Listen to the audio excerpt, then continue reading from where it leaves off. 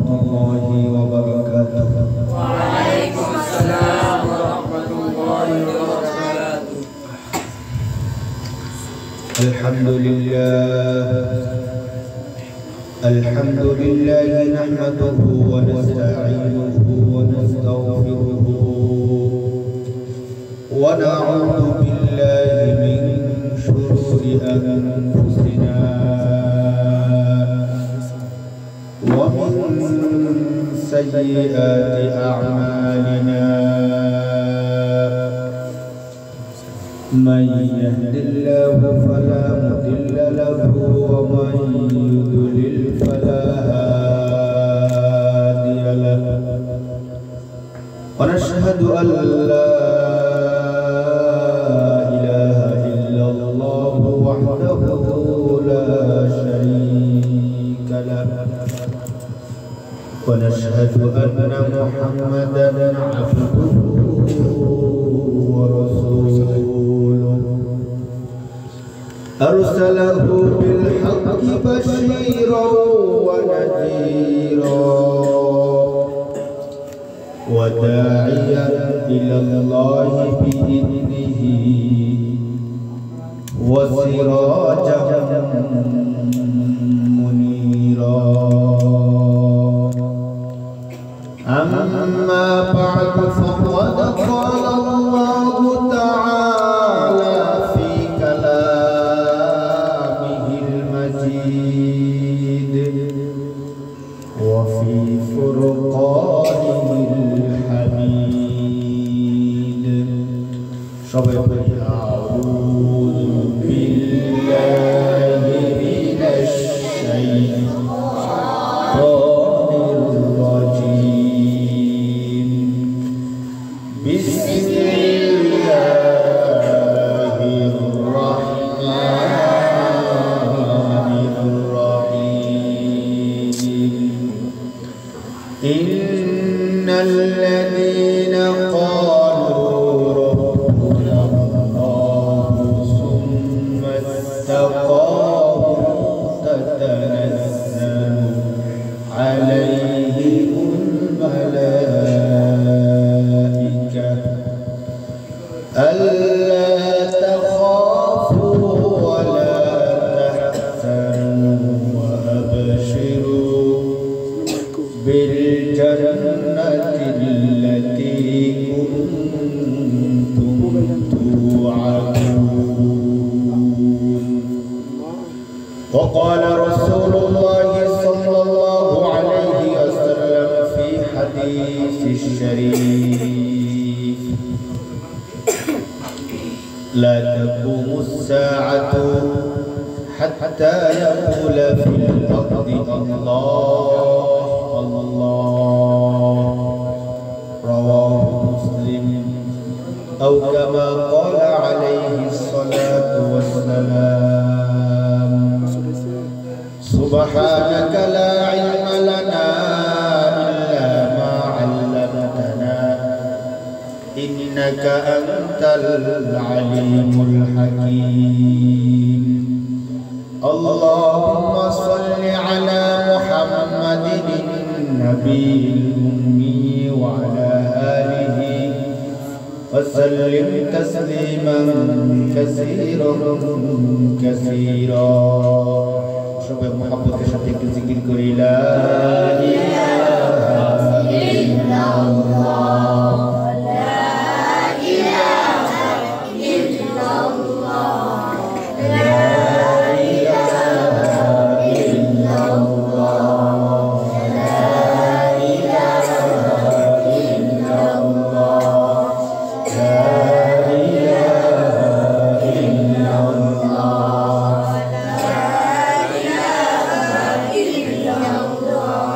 حسبي ربي جل الله ما في قلبي غير الله لا إله إلا الله لا إله إلا الله لا إله إلا الله মুহাম্মাদুর রাসূলুল্লাহ সাল্লাল্লাহু আলাইহি ওয়াসাল্লাম। আলহামদুলিল্লাহ, মহান রব্বে কারীমের দরবারে অসংখ্য শুকরিয়া যে আল্লাহ পাক রব্বুল আলামিন দয়া করে মায়া করে পবিত্র শাবান মাসে জুমার দিনের শেষান্তে আমাদেরকে আল্লাহর নবীর করে ইসলাহি মজলিসে কোরআন ও হাদিসের আলোকে কিছু কথা বলার শোনার তৌফিক দিচ্ছেন। এজন্য রব্বে কারীমের দরবারে মন খুলে প্রাণ খুলে সমস্যরে বলি আলহামদুলিল্লাহ। আল্লাহর শুকরিয়া, আল্লাহ পাক রব্বুল আলামিন আমাদেরকে কোরআনের পথে, ঈমানের পথে, আমলের পথে, আখলাকের পথে রাখেন। আল্লাহ তাআলা যদি না রাখতেন তাহলে আমাদের গায়ের জোরে ক্ষমতা বলে এখানে আসার বসার সুযোগ নাই। সুযোগ ছিল না, কারণ পৃথিবীর মধ্যে পরিসংখ্যান অনুযায়ী এখন মানুষ আছে প্রায় 700 কোটি প্লাস। 700 কোটি।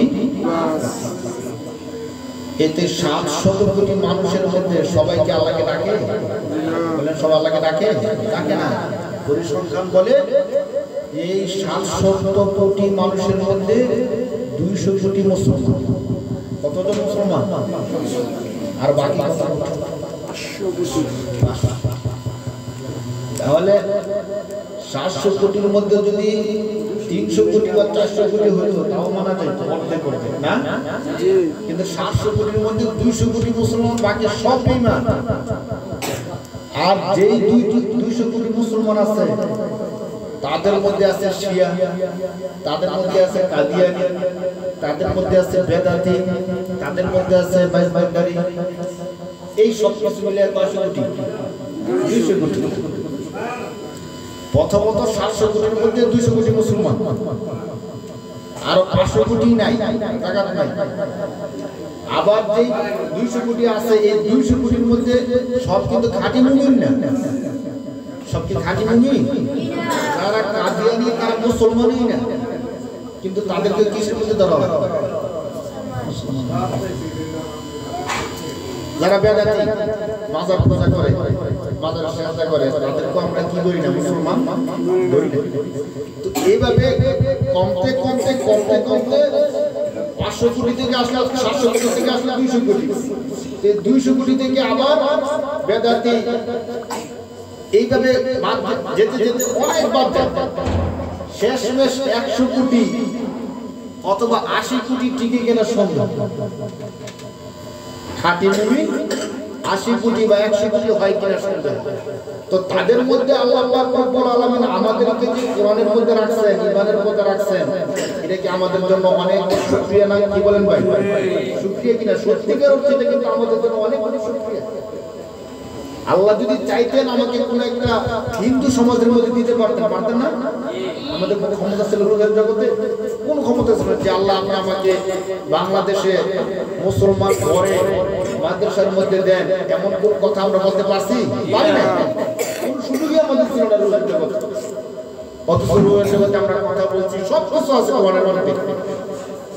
রুহের জগতে কি করছি না করছি সব কিছু কোরআনে আছে, হাদিসে বলা আছে। আল্লাহ পাক রব্বুল আলামিন সমস্ত রূহগুলোকে একত্রিত করলেন। সমস্ত রূহগুলোকে একত্রিত করে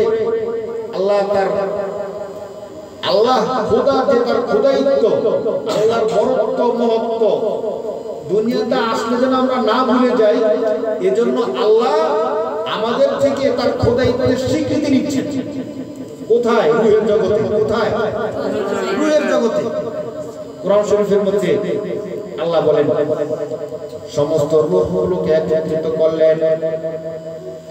সমস্ত রূহগুলোকে একত্রিত করে আল্লাহ তার খোদাইত্বের স্বীকৃতি নেওয়ার জন্য আল্লাহ বললেন আলাস্তু বিরাব্বিকুম।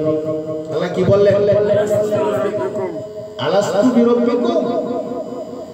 এই যে রূহের জগতের সমস্ত রূহ, একদিন তোমরা দুনিয়াতে যাবা, সেখানে আমাকে ভুলে যাবে কিন্তু এখন আমি তোমাদের থেকে জানতে চাচ্ছি আলাস্তু রাব্বিকুম, আমি কি তোমাদের রব নই? কে প্রশ্ন করছেন? আল্লাহ সমস্ত রূহদেরকে একত্রিত করে আল্লাহ প্রশ্ন করছিলেন আলাস্তু রাব্বিকুম, ও রূহের জগতের রূহ, আমি কি তোমাদের রব নই? সমস্ত রূহগুলো একত্রিত হয়ে এক আওয়াজে সমস্বরে বলছিল ক্বালু বালা। কি বলছিল? ক্বালু বালা। আলাস্তু বিরাব্বিকুম ক্বালু বালা। সমস্ত রূহগুলো তখন বলছিল বালা, অবশ্যই, কেন নয়, আপনি আমাদের কি? কিন্তু আমরা যে রূহের জগতে সে রবকে স্বীকৃতি দিয়ে আসছি, আজকে কি এই বর্তমান রানিং ওয়ার্ল্ডের সবাই 700 কোটি প্লাস মানুষ আল্লাহকে রব হিসেবে মানে? কারো কি মনে আছে যে রূহের জগতে আল্লাহকে স্বীকৃতি দিয়ে আসি? আমাদের কি মনে পড়ে? পড়ে না। এই জন্য আল্লাহ আগে স্বীকৃতি নিয়ে নিচ্ছেন। দুনিয়াতে আসার পরে যখন আমার গায়ে শক্তি হলো, আমি আমার শক্তি আমার ক্ষমতা বলে রবকে তো ভুললামই, রবের বিধানকে পর্যন্ত ভুলে গেছি। নাউজুবিল্লাহ। রবের যে বিধান ছিল সেই বিধানকে পর্যন্ত আমরা কি গেছি? ভুলে গেছি। আমাদের ক্ষমতার বাহা, ক্ষমতার দাপট শক্তি, টাকার শক্তি, ক্ষমতার শক্তি আমাদেরকে এত নিচে নামায় দিয়েছে, শুধু রবকে ভুলি নাই, রবের আদেশ পর্যন্ত আমরা ভুলে গেছি।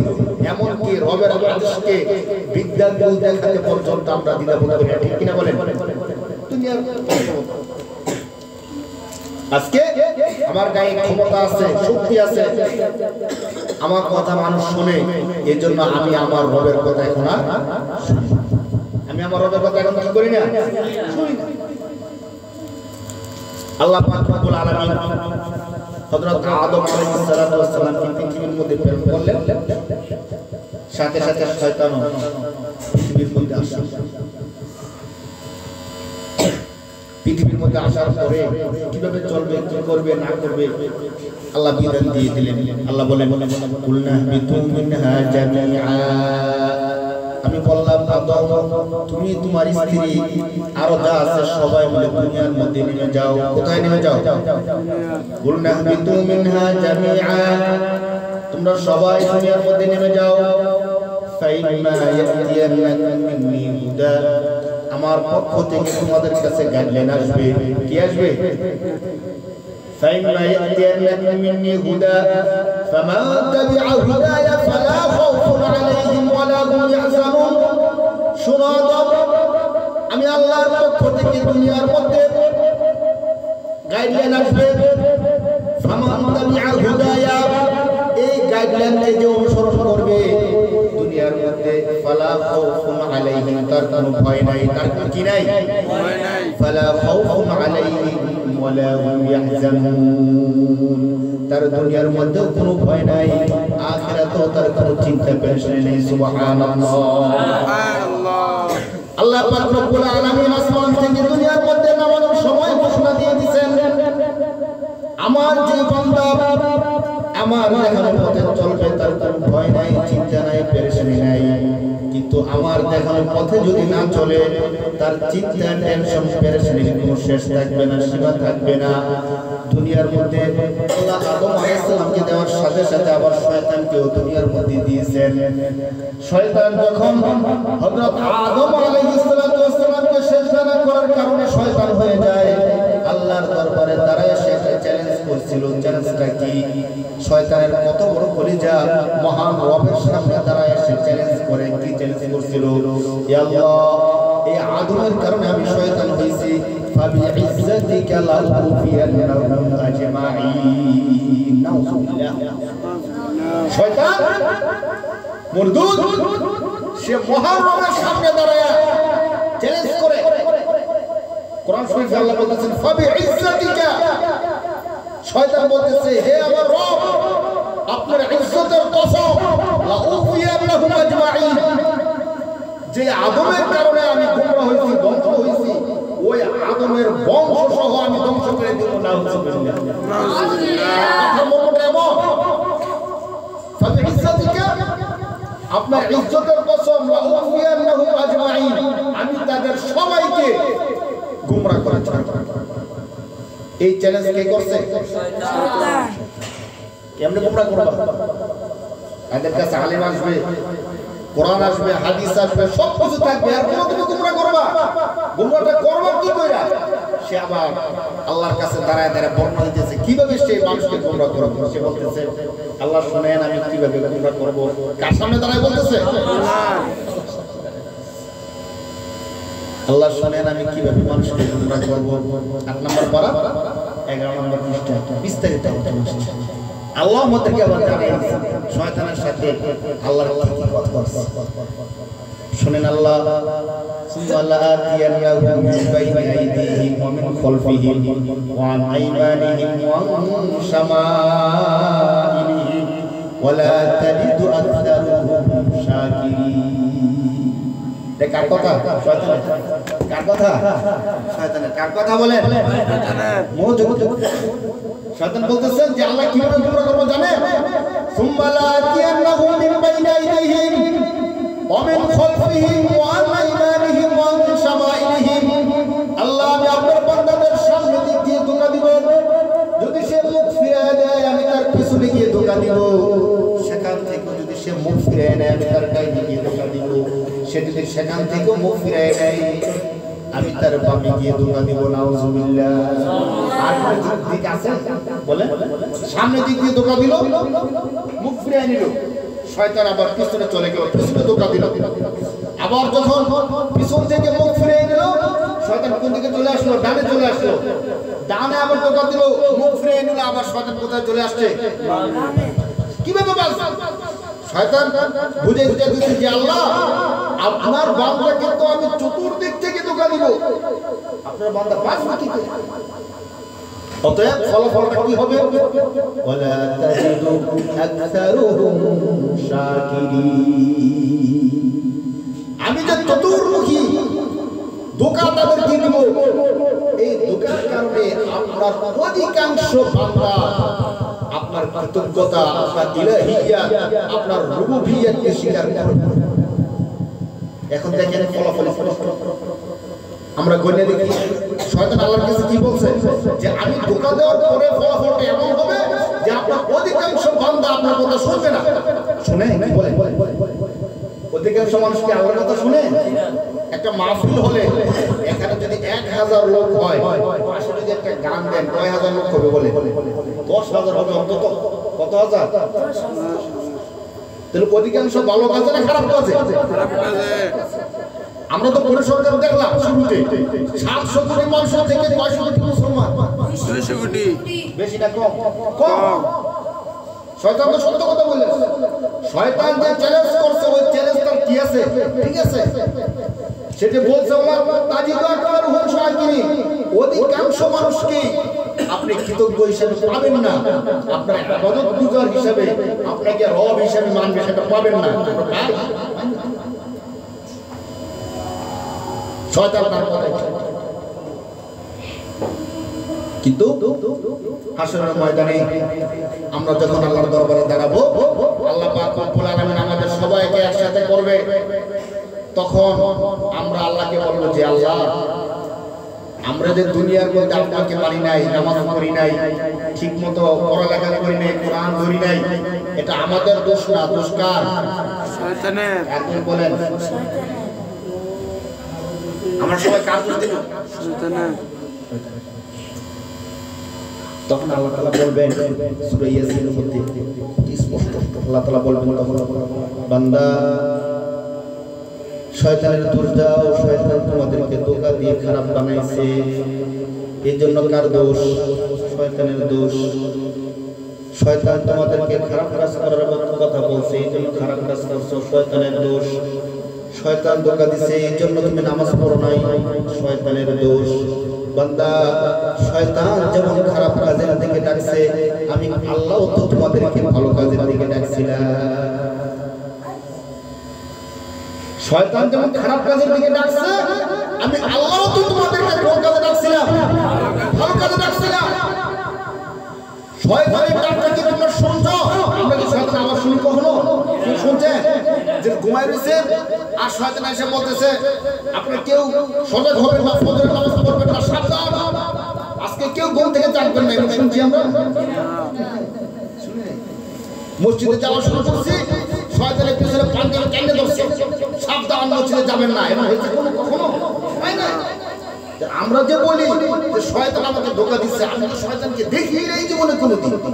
এমন কেউ থাকলে বলে যে হ্যাঁ হুজুর আমি একটু শয়তানকে দেখছি, আছে এমন কেউ? হুজুর আমি মাত্র মসজিদে ঢুকবো এমন সময় শয়তান আমাকে পাল্টা দিয়ে না তুই মসজিদ যেতে পারবো না। আর আমি গ্রামের মধ্যে যেতে চাই না, এক যাত্রাগানের সামনে দিয়ে যাইতেছিলাম, শয়তান আমার ধাক্কা দিয়া যাত্রাগানে ঢুকাই দিচ্ছে। এমন কি হয়েছে কখনো কোনোদিন?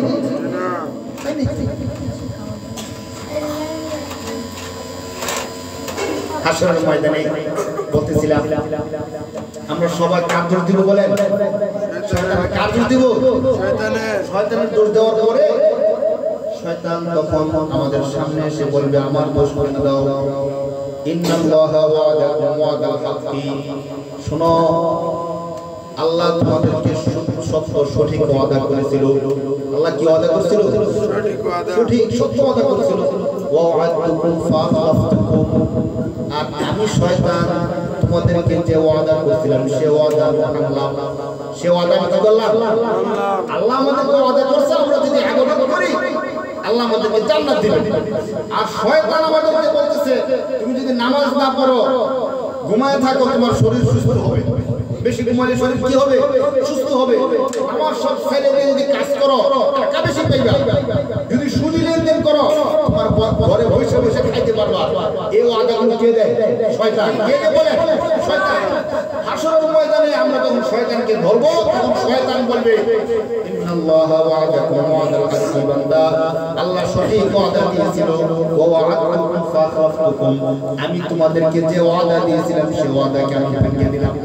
সে ওয়াদাকে কি করলাম? ওমা কানা লি আলাইকুম মিন সুলতানিন ইল্লা আন দা'আউতুকুম ফাস্তাজাবতুম লি।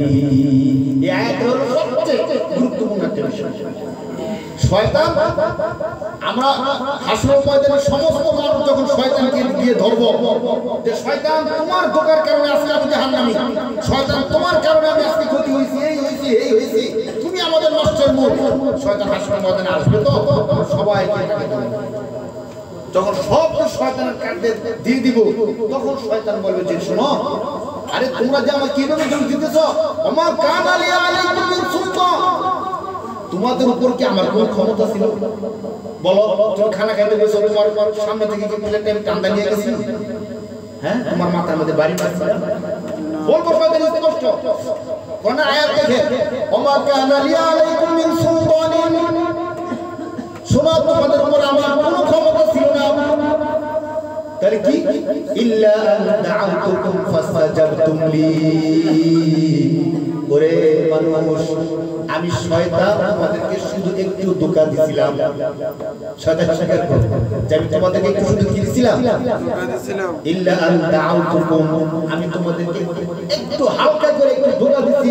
ফাস্তাজাবতুম লি, ধোঁকা দেওয়ার সাথে সাথে তোমরা মেনে নিয়েছো। অবশ্য আমার আওয়াজ শোনো নাই, আমার চেহারা তোমরা দেখো কিচ্ছু না, এরপর আমি একটু ধোঁকা দিতে সাথে সাথে আমার মেনে নিয়েছো। আওয়াজে তোমাদেরকে এত ডাকছে, এত কথা বলছে। আল্লাহর আওয়াজ আমরা শুনি কি শুনি না? শুনি। কিভাবে শুনি? আল্লাহ যে আমাদেরকে দাওয়াত দেন, উলামায়ে কেরাম সেই কথাগুলো আমাদেরকে শোনায় কিনা বলেন? প্রতিদিন 5 বার আল্লাহর আহ্বানটা মুয়াজ্জিন সাহেব করে। কে করে? আমরা কি শুনি কি শুনি না বলেন? শুনি। শয়তান তখন বলবে যে আরে আমার আওয়াজ তো শোনো নাই, কিন্তু মুয়াজ্জিন সাহেব মসজিদের মাইক থেকে তোমাদেরকে ডাকছিল আল্লাহু আকবার, আল্লাহু আকবার। কি ডাকছিল বলেন? আল্লাহু আকবার। আল্লাহ সবচেয়ে বড়, আল্লাহ সবচেয়ে বড়, আল্লাহ মহান।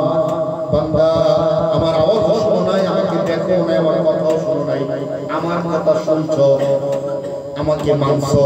আর আল্লাহ যে এত ডাকছে, বিশাল মাইক লাগায়া আমার কানের মধ্যে আওয়াজ গেছে, ফজরের সময় তুমি আল্লাহর ডাক কেন শোনো নাই? কেন? আমার কোনো ক্ষমতা তোমাদের উপর ছিল না। ইল্লা আন দা'আউতুকুম ফাস্তাজাবতুম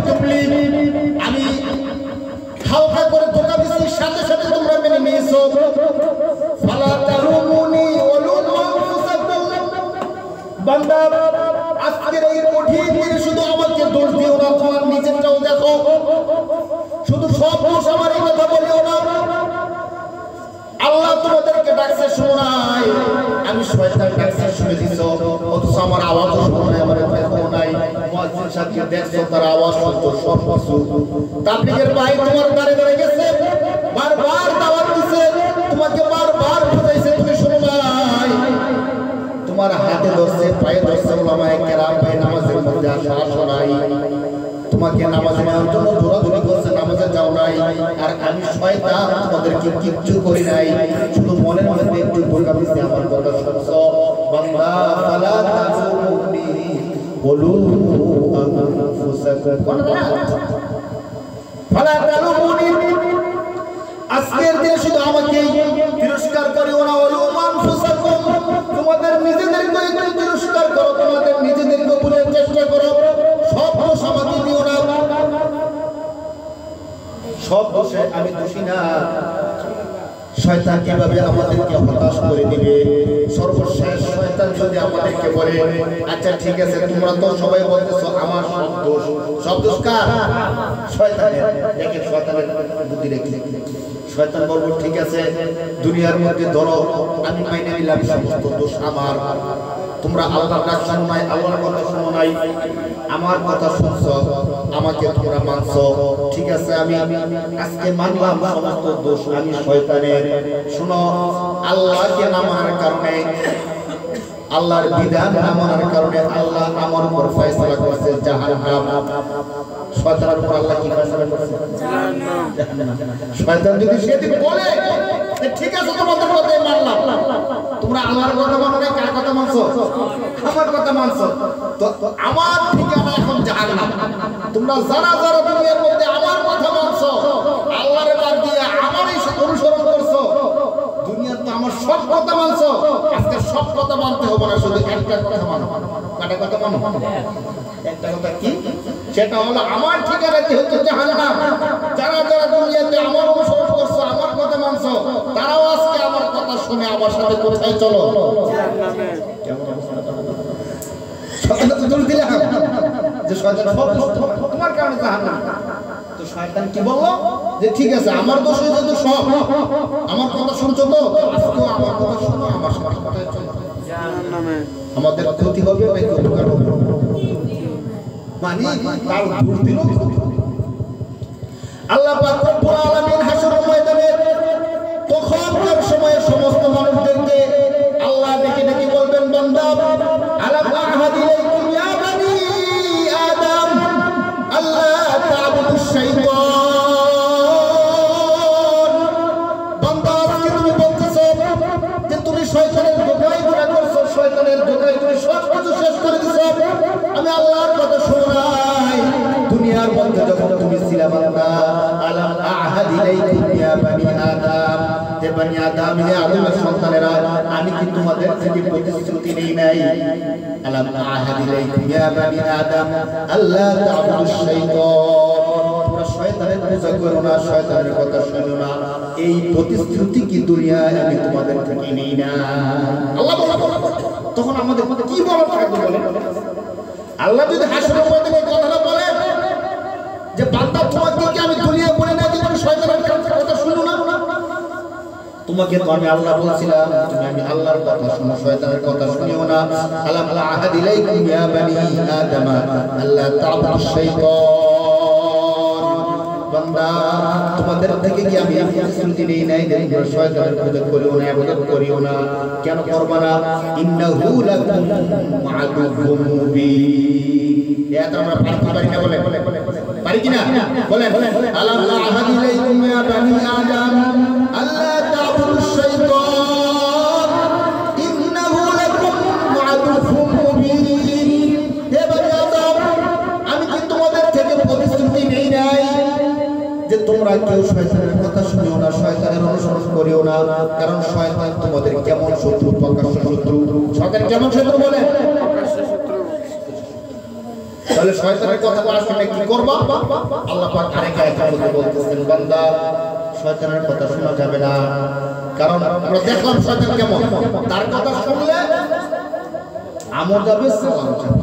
বাংলা ভাষা আমরা কি বলি? কারণ একটি হলো তার কথা শুনলাম হাসনা ময়দানে সে সান্ত্বনা দেবে দূরে থাক, সে বলবে আমি তো হবো, আমি আমার সাথে তোমরা কোথায় যাও? তাহলে কার কথা শুনতে হবে? বান্দা শোনো, শয়তানের কথা শুনিও না, শয়তানের কথা শুনিও না, সাবধান। তোমাদের আদি পিতা হযরত আদম শয়তানের কথা শোনার কারণে কি হয়েছে না হয়েছে তোমরা সব কিছু জানো। অতএব তোমরা সন্তান যারা আছো, মুমিন একই গর্তে দুইবার পা দেয় না। শোনো বান্দা, শয়তানের কথা শুনিও না। ইন্নাল্লাযীনা ক্বালু রাব্বুনাল্লাহ সুম্মা ইসতাকামু তাতানাজ্জালু আলাইহিমুল মালাইকাতু আল্লা তাখাফু ওয়া লা তাহজানু। বান্দা শোনো, শয়তানের কথা শুনিও না, শয়তানের কথা না শুনে তোমরা কার কথা শোনো? আল্লাহর কথা। কার কথা বলেন? আল্লাহর কথা বল শোনো, আল্লাহর কথা বলো শোনো। ওমান আহসানু কাওলান মিম্মান দাআ ইলাল্লাহ। শোনো, তার কথা থেকে উত্তম কথা কার হতে পারে? দাআ ইলাল্লাহ, যে নাকি মানুষকে আল্লাহর দিকে ডাকে। ওমান আহসানু কাওলা, কথার দিক থেকে এত উত্তম কথা সুন্দর কথা আর কার হতে পারে? দাআ ইলাল্লাহ, যে নাকি মানুষকে কার দিকে ডাকে? বলে আল্লাহর দিকে ডাকে। ওমান আহসানু কাওলা মিম্মান দাআ ইলাল্লাহ, যে নাকি মানুষকে আল্লাহর দিকে ডাকে। ওয়ালা, এবং সে নিজে বলতে থাকে ইন্নানি মিনাল মুসলিমিন, আমি নিজে একজন কি? আল্লাহ বলেন বান্দা তার কথা হলো সবচেয়ে উত্তম কথা, যে নাকি মানুষকে আল্লাহর দিকে ডাকে। আর তোমরা কি করবা? ইন্নাল্লাযীনা ক্বালু রাব্বুনাল্লাহ, যারা বলে আমার রব আল্লাহ। আমার রব কে বলেন? আমাদের রব কে? আওয়াজ করে বলেন আল্লাহ বলেন ইন্নাল্লাযীনা ক্বালু রাব্বুনাল্লাহ, যারা মন খুলে প্রাণ খুলে বলে আমার রব হলো আল্লাহ। সুম্মা ইসতাকামু, এই কথা বলে আবার এই কথার উপর অটল থাকে, কখনো এই কথাকে সে ফিরিয়ে দেয় না। বিপদে পড়ুক, বালা মুসিবতে পড়ুক, যত কষ্টের মধ্যে পড়ুক, সব সময় সে কি বলতে থাকে? বলে আমার রব আল্লাহ। যদি কেউ এই কথা বলে, কথার উপর অটল থাকতে পারে, সুম্মা ইসতাকামু তাতানাজ্জালু আলাইহিমুল মালাইকাতু, আসমান থেকে ফেরেশতা নেমে আসে। আসমান থেকে কারা নেমে আসে? ফেরেশতা। তাতানাজ্জালু আলাইহিমুল মালাইকাতু, আসমান থেকে ফেরেশতা নেমে আসে বলে আল্লাহ তাখাফু ওয়া লা তাহজানু, তোমাদের কোনো ভয় নাই, তোমাদের কোনো চিন্তা নাই, তোমাদের কোনো পেরেশানি নাই। আল্লাহ তাখাফু ওয়া লা তাহজানু ওয়া আবশিরু, তোমরা সুসংবাদ গ্রহণ করো। ওয়া আবশিরু বিল জান্নাতিল্লাতী, এমন এক জান্নাতের সুসংবাদ গ্রহণ করো।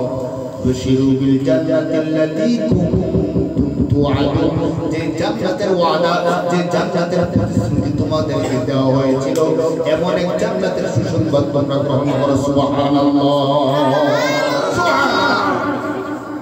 ওই জান্নাতের সুসংবাদ তাদেরকে দেয় যারা নাকি সব সময় কি বলে? আমাদের রব কে বলেন? যত বিপদ আসুক, মুসিবত আসুক, আমাদের রব কে?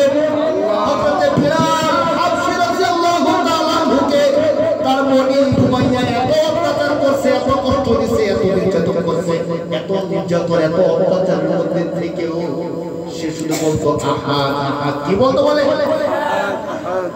মানে আমার রব আল্লাহ। মক্কার কাফেররা উত্তপ্ত মরুভূমির বালু, সেই বালুর উপর তাকে শোয়া বুকের উপর পাথর দিয়ে রাখতো। বুকের উপর কি দিয়ে রাখতো?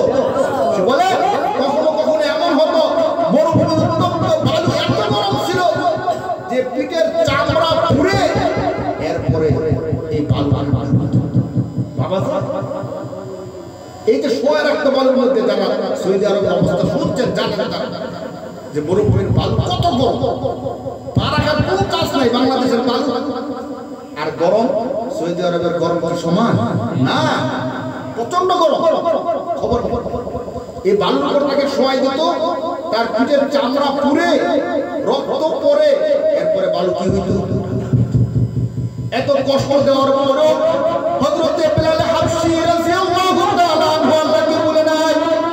আল্লাহ তার সম্পর্কে বলছেন তাতানাজ্জালু আলাইহিমুল মালাইকা, বান্দা যারা আছে বিপদের মধ্যে পড়ে বলতে পারে আমার রব কে? রোমের বাদশা সাহাবীদের এক দলকে আটকাইছে, তাদেরকে হত্যা করা হবে, ধ্বংস করা হবে। ওই সাহাবীদের যে দলপতি ছিল, দলপতির আগে কয়েকজনকে জ্বলন্ত আগুনের মধ্যে ফেলে দেওয়া হলো। বিশাল পাত্রের মধ্যে তেল গরম করে ওই তেলের মধ্যে মানুষকে ফেলে দেওয়া হলো। মাছ যেমন ভাজি করা হয় সেভাবে ভাজি করে ফেলা হলো। সাহাবীদের যিনি দলপতি ছিলেন, সাহাবী আল্লাহ রাসূলের সাহাবী সেনাপতি, তাকে রোমের বাদশা দেখলো সে কিছুটা বিচলিত হয়ে আছে, চোখ দিয়ে ঘর ঘর করে পানি পড়তেছে। তার সাথীদেরকে ধরে ওই গরম তেলের মধ্যে ছেড়ে ছেড়ে মাছ তো ভাজি হতে সময় লাগে, কিন্তু তেল এত গরম হয়েছে যে মানুষটাকে তেলের মধ্যে দেওয়ার সাথে সাথে বাঁচা হয়ে গেছে। আল্লাহ রাসূলের সাহাবী সেনাপতি তার চোখ দিয়ে অশ্রু গড়িয়ে গড়িয়ে পড়তেছে। রোমের বাদশা খুশিতে বাগবার, সে চাইছিল মুসলমানের ঈমান দুর্বল কিনা সেটা যাচাই করার জন্য। সে যখন দেখলো সাহাবীর চোখ দিয়ে পানি আসতেছে, সে চিন্তা করছে সাহাবী হয়তো কান্না করতেছে, ভয় পেয়ে গেছে। সাহাবী হয়তো কি পেয়ে গেছে, তাকে ডেকে নিয়ে আসা। আল্লাহ রাসূলের সাহাবীকে ডেকে নিয়ে যাওয়া হলো।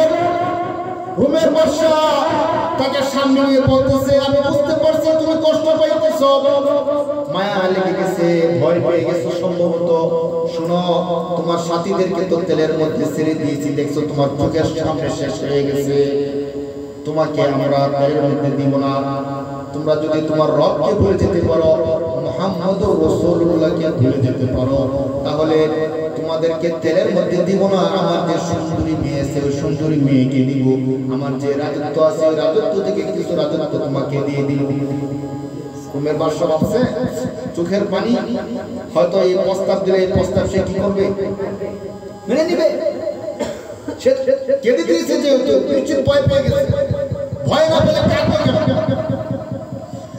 আল্লাহ রাসূল সাল্লাল্লাহু আলাইহি ওয়াসাল্লামের সাহাবী চোখ মুছে ভয়ঙ্কর শব্দে বলতেছে, ওরে রোমের কুকুর, ভয়ে আমি কাঁদি নাই, মায়ায় আমি কাঁদি নাই।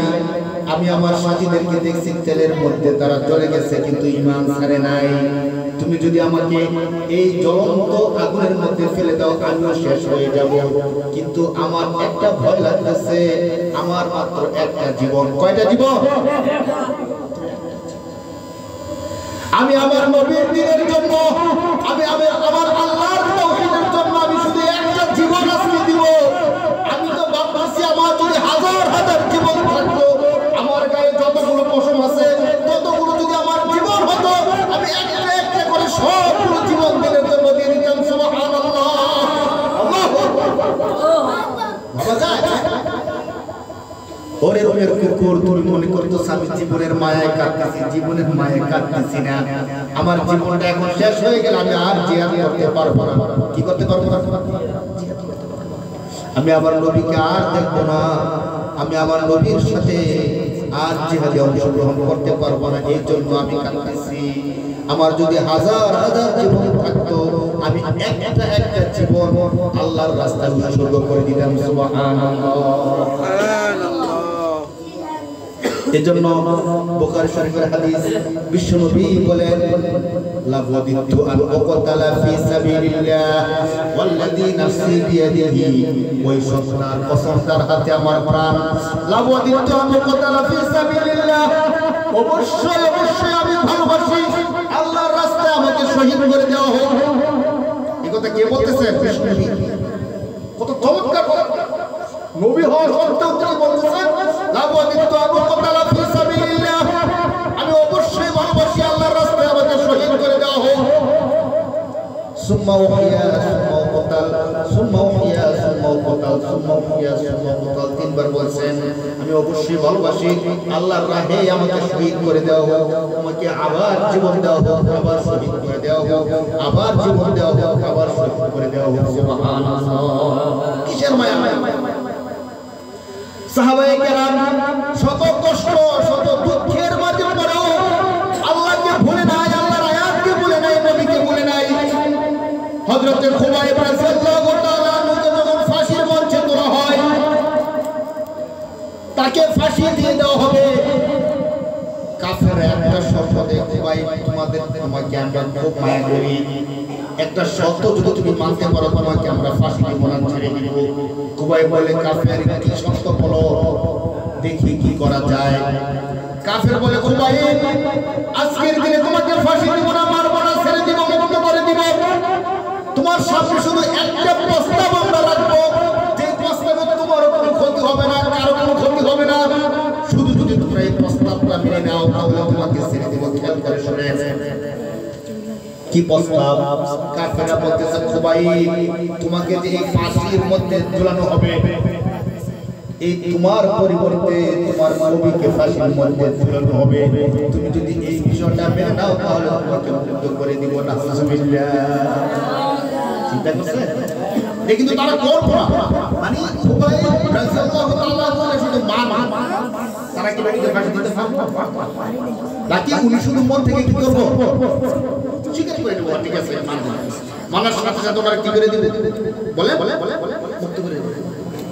ঘটনা কি দেখেন, ইতিহাসে কি লেখছে? খুবাইব রাদিয়াল্লাহু তাআলা রুজে কথা বলছেন, কাফেরদের এই প্রস্তাবের বিনিময়ে তিনি যে জবাব দিয়েছিলেন, ইতিহাসের সনদ ধরে সেই জবাবটা লেখা আছে। খুবাইব রাদিয়াল্লাহু তাআলা আনহু চেহারা লাল হয়ে গেছে, চিৎকার দিয়ে তিনি বলতেছেন, ওরে কাফেরের বাচ্চারা, আমার এই ফাঁসির জায়গায় আমার নবীকে ফাঁসি দেওয়া সেটা অনেক দূর বিবাদে, সে তো অসম্ভবের কথা আমি মেনে নিব। আমার এই ফাঁসির কাছে আমার নবীকে ফাঁসি দেওয়া তো দূরের কথা, আমার নবীর পায়ে পা মুবারকের মধ্যে একটা কাঁটা বিঁধুক সেটাই তো আমি মানব না। সুবহানাল্লাহ। আমার নবীকে ফাঁসি দেওয়া আমি মেনে নেব সেটা তো অনেক দূরের কথা, আমার নবীর পা মুবারকে একটা কাঁটা বিঁধে আমি খুবাইব সেটাই মানব। বলবো কি? আর আজকে আমরা সেই মান থেকে কত দূরে আছি, কত দূরে আছি। এত কষ্ট থাকা সত্ত্বেও সাহাবায়ে কেরাম ওই যে কোরআন আয়াত, ইন্নাল্লাযীনা ক্বালু রাব্বুনা আল্লাহ সুম্মা ইসতাকামু, যারা বলবে আমার রব আল্লাহ, আমার রব কে বলেন? আমার রব আল্লাহ, এবং এই কথার উপর অটল থাকবে, তাদের জন্য জান্নাতের ওয়াদা। তাদের জন্য কিসের ওয়াদা বলেন? আল্লাহ রাসূলের কাছে এক সাহাবী আসছে, এসে বলতেছেন, আল্লাহ রাসূল আপনি আমাকে এমন একটা আমল দেন যে আমলটা করলে আমি জান্নাতে যেতে পারবো এবং কারো কাছে কোনো কিছু জিজ্ঞেস করতে হবে না, বলতে হবে না। একটা আমল আমাকে বলে দেন, একটা আমল আমাকে এমন একটা আমল বলে দেন যে আমলটা করলে আমি জান্নাতে যেতে পারবো আর কারো কাছে কিছু জিজ্ঞেস করতে হবে না। আল্লাহ রাসূল সাল্লাল্লাহু আলাইহি ওয়াসাল্লাম বলেন, ও সাহাবী, কুল আমানতু বিল্লাহ, ও আমার সাহাবী তুমি বলো আমানতু বিল্লাহ, আমি কার উপর ঈমান আনলাম? বলেন কার উপর ঈমান আনলাম? আল্লাহর উপর ঈমান আনলাম। তুমি কথাটা বলো, সুফাস্তাকিম, এবং এই কথার উপর অটল থাকো, তাহলে তুমি কিছু করতে হবে না, বলতে হবে না, কিছু বলা ছাড়াই, কাউকে কোনো কিছু জিজ্ঞেস করা ছাড়াই তুমি জান্নাতে চলে যাবে। সুবহানাল্লাহ। আজকে আমরা দাবি করি আমরা মুমিন, মনে করি আমরা মুসলমান, কিন্তু আমার ঈমান যে শয়তান কোন দিক থেকে চুরি করে নিয়ে গেছে আমাদের কোনো খবর নেই। পকেটটা কোন দিক থেকে আমার পকেট থেকে টাকা পয়সা মোবাইল সব নিয়ে গেছে, কোন কি নাই, খবর নাই। সে মনে মনে সুখে গল্প করতেছে, হায় হায় আমার টাকার অভাব নাই, আমার মোবাইল সব কিছু আছে, কিচ্ছু নাই। কি নাই? খালি অথচ ঈমান নামক যে দৌলত, এই দৌলতটাকে কে চুরি করে নিয়ে গেছে? শয়তান। কিভাবে চুরি করেছে? সংক্ষিপ্ত আলোচনা শেষ করে দেব। বিরক্ত লাগতেছে? চলবে আরেক কিছুক্ষণ। শয়তান কিভাবে চুরি করলো? আমি যখন বলি আমি মুসলমান, আমার বাপ দাদার সূত্রে পাওয়া ঈমান আমি মুসলমান, কারণ আমার বাবাও মুসলমান, দাদাও মুসলমান, অতএব আমিও কি মুসলমান। ভাই তুমি যে নিজেকে মুসলমান বলতেছো, তোমার কি খবর আছে কিনা? তুমি যে পলিটিক্যাল পার্টি করো, যে রাজনীতি করো, এই রাজনীতির যে সরদার আছে, নেতা আছে, সেই নেতা আল্লাহর বিধান মানে কি মানে না? ওই নেতা যদি আমার আল্লাহর বিধান না মানে, ওই নেতা যদি আমার আল্লাহর হুকুমকে হুকুম করে না মানে, নিজে হুকুম দেয়, তাহলে তার ঈমান থাকে না। ওই নেতার অনুসরণ করার কারণে আমার ঈমান থাকে না। আমার আল্লাহ কোরআনের মধ্যে স্পষ্ট করে ঘোষণা করে দিয়েছে মদ খাওয়া হারাম। আল্লাহ কি ঘোষণা করছে বলেন? মদ খাওয়া। কিন্তু খবর নাই মুসলমান, তোমার নেতা সংসদে বসে ঘোষণা দিয়েছে মদ খাওয়া হালাল। কি ঘোষণা দিয়েছে? মদ খাওয়া। মদকে বৈধতার লাইসেন্স দিয়েছে তোমার সরকার, তোমার নেতা। আর তুমি সেটা মানছো। তোমার কি মনে হয় এখন ঈমান আছে? কি মনে হয় ঈমান আছে না গেছে? গেছে। যারা মনে করে যে আমার সরকার বলছে মদ খাওয়া হালাল, আমার সরকার যেহেতু বলছে আমি বিশ্বাস করি, তাদের ঈমান আছে না গেছে বলেন? আল্লাহ কোরআন থেকে বিধান দিয়েছে সুদ খাওয়া হারাম। কি খাওয়া হারাম বলেন? কিন্তু আপনার সরকার, আপনার নেতা যদি বিধান দেয় যে না সুদ খাওয়া হালাল, সুদের প্রচার প্রসার করে, তাহলে আপনার সরকার ঈমান গেছে, আপনার ঈমান গেছে। পতিতালয় বিক্রি করা, চামড়ার ব্যবসা করা হারাম। পতিতা বিক্রি করা কি হারাম বলেন? কি? কিন্তু আপনার সরকার পতিতালয়ের লাইসেন্স দিয়েছে, আপনার সরকারেরও ঈমান গেছে। আপনি যদি মানেন আপনারও কি গেছে? খবর নাই। তারা সংসদে বসে আইন পাস করে পতিতালয় বিক্রি করা হালাল, মদ খাওয়া কি হালাল। তাদের যে ঈমান নাই, এই কথা যারা মানছে তাদেরও যে ঈমান নাই, কারো কোনো খবর নাই। আমাদেরকে এই প্রতিজ্ঞা আজকের দিনে করতে হবে যে আমি আমার পার্টিকে মানি ততক্ষণ, আমার পার্টি আমার আল্লাহকে মানে যতক্ষণ। ঠিক কিনা বলেন? আমার পার্টি যদি আমার আল্লাহকে না মানে, আমি সেই পার্টিকে মানি না। আমার পার্টি যদি আমার আল্লাহর বিধান না মানে, আমার নবীর বিধান না মানে, আমি সেই পার্টিকে মানি না, আমি সেই সরকারকে মানি না। এখনকার যে সরকার আছে, অন্তর্বর্তীকালীন সরকার, সেই সরকারের কাছে আমাদের একটা অনুরোধ থাকবে, যতগুলো সংসদের মধ্যে আইন আছে কোরআন বিরোধী, যতগুলো আইন বিরোধী, কোরআন বিরোধী, আমরা তাকে বলবো যে আমাদের তাওহীদি মুসলমানের একটাই স্লোগান, কোরআন বিরোধী যতগুলো আইন সংসদে আছে সমস্ত আইনগুলোকে অনতিবিলম্বে বাতিল করতে হবে। ঠিক কিনা বলেন? পক্ষ থেকে জোরদার দাবি, কোরআনের বিরুদ্ধে যতগুলো আইন পাস করা হয়েছে সংসদে, সমস্ত আইনগুলোকে বাতিল করতে হবে। যদি বাতিল না করে আমরা আমাদের আন্দোলন চালিয়ে যাব ইনশাআল্লাহ।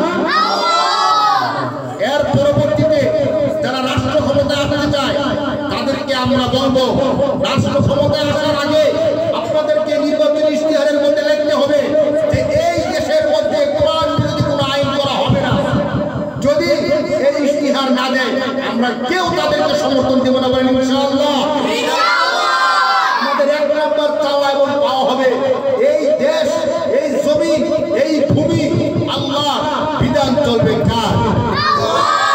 আল্লাহর জমিনে একমাত্র আল্লাহর বিধান চলবে। আল্লাহর বিধান ছাড়া যদি কেউ নিজেকে বিধান দাতা হিসেবে দাবি করে অথবা বিধান দেয়, তার ঈমান শেষ, তার অনুসারীদের ঈমান শেষ।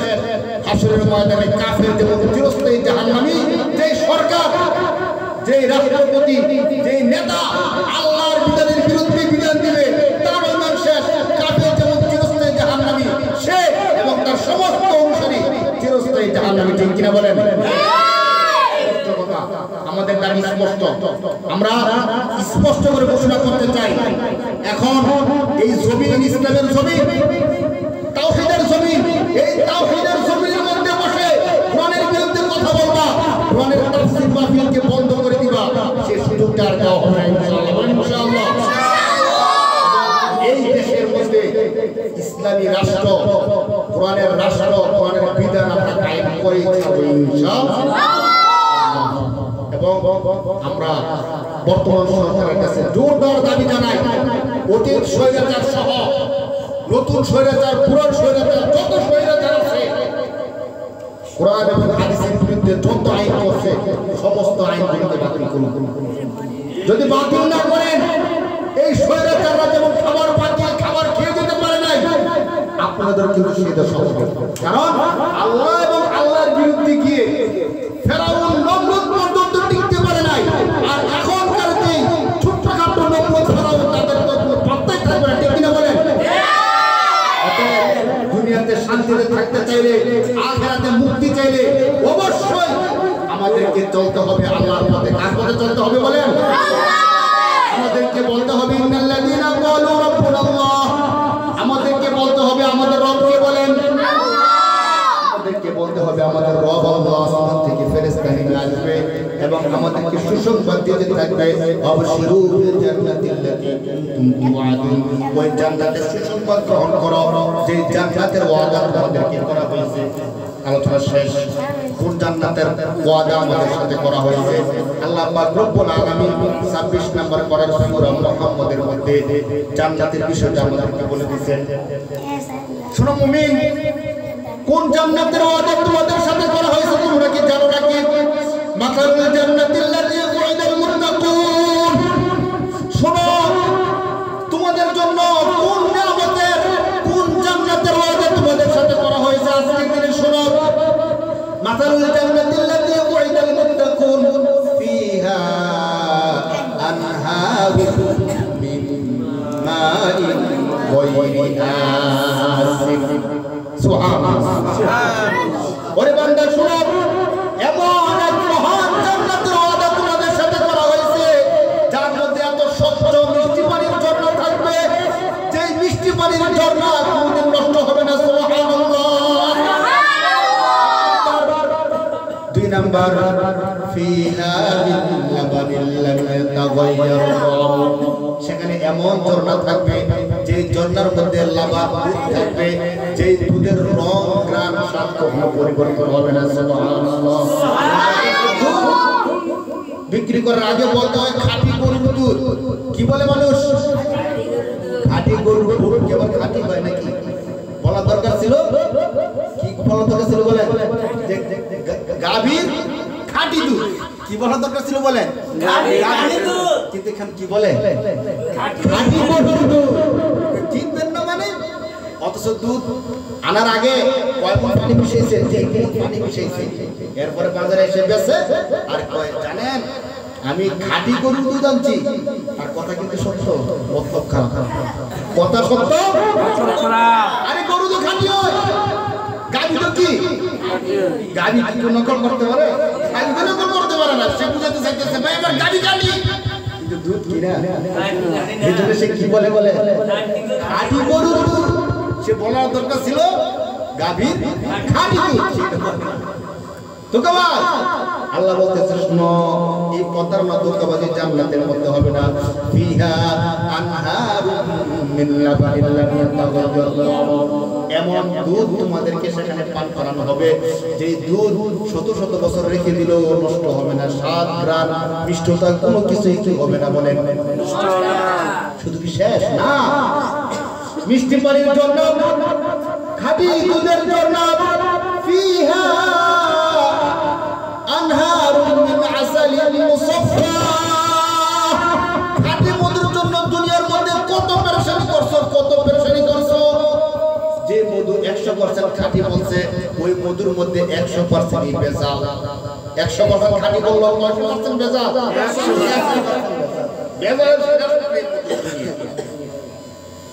সবচেয়ে খাঁটি মধু, সবচেয়ে খাঁটি ভেজাল। আল্লাহ বলেন না এই ধোঁকাবাজি প্রতারণা জান্নাতে চলবে না। ফিহা আনহার। দুনিয়ার মধ্যে একবার ভালো মধু পাইলে আর খুঁজে পাইছো না, এমন হবে না। তোমাদেরকে জান্নাতের মধ্যে ফিহা আনহার মিন আসালিন মুসাফফা, স্বচ্ছ খাঁটি মধুর ঝর্ণা নহর তোমাদেরকে দিয়ে দেওয়া হবে। সুবহানাল্লাহ। 3 নাম্বার। 4 নাম্বার ফিহা আনহারুম মিন খামরিল লাযযাতিল লিশারিবিন। দুনিয়ার মধ্যে শরাব খাইছো, মদ খাইছো, খাওয়ার সাথে সাথে মাথা গেছে। মদ খাওয়ার সাথে সাথে কি গেছে?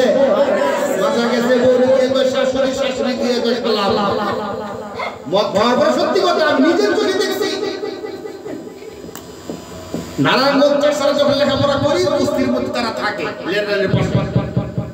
এই মদ খাইয়া গাঁজা খাইয়া মাতাল কি হয়ে গেছে মাতাল এবার বাড়ি গিয়ে করে ধরছে বউ কেমন আছো আউযুবিল্লাহ কোন হ্যাঁ মদ খেয়ে গাঁজা খেয়ে মাতাল হইয়া বাড়ি গিয়ে করে কি কয় শাশুড়ি গিয়ে কয় খালাম্মা কেমন আছে রাস্তায় হাঁটে আর মাথা ঘুরে খাম বরে ধরে শুরু করে বাইরে তো খাম বানায় স্বর্ণের টুকরা কিসের টুকরা টুকরা আল্লাহ বলে যে না এই পচা মার্কা মদ তোমাদেরকে আমি খাওয়াবো একজন বলছিল মদ যত পচা হয় তত নাকি শক্ত হয় মদ যত পচা হয় তত কি এই যে বাপ আমরা যেটা পানি বাদ বলি এক সপ্তাহ জায়গায় যদি 2 সপ্তাহ মাটির নিচে রেখে পচাইতে পারে তাহলে এটা কি হয়ে যায় বিশাল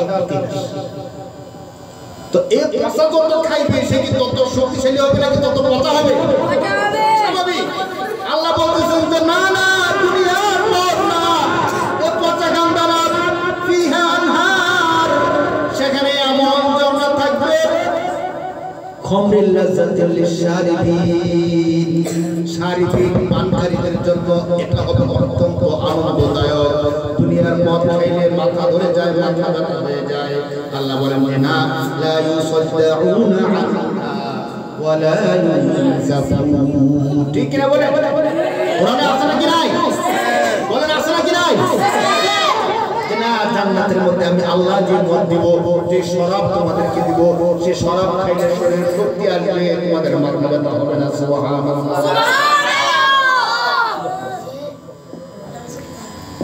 এত চমৎকার যে জান্নাত যেখানে দুধের নহর থাকবে মিষ্টি পানির নহর থাকবে শরাবের নহর থাকবে মধুর নহর থাকবে সেই জান্নাতের ওয়াদা কাদের জন্য করা হয়েছে যারা বলে আমার রব যারা কি বলে বলেন আমরা কি সবাই বলি আমাদের রব আল্লাহ সবাই বলতো আমাদের রব কে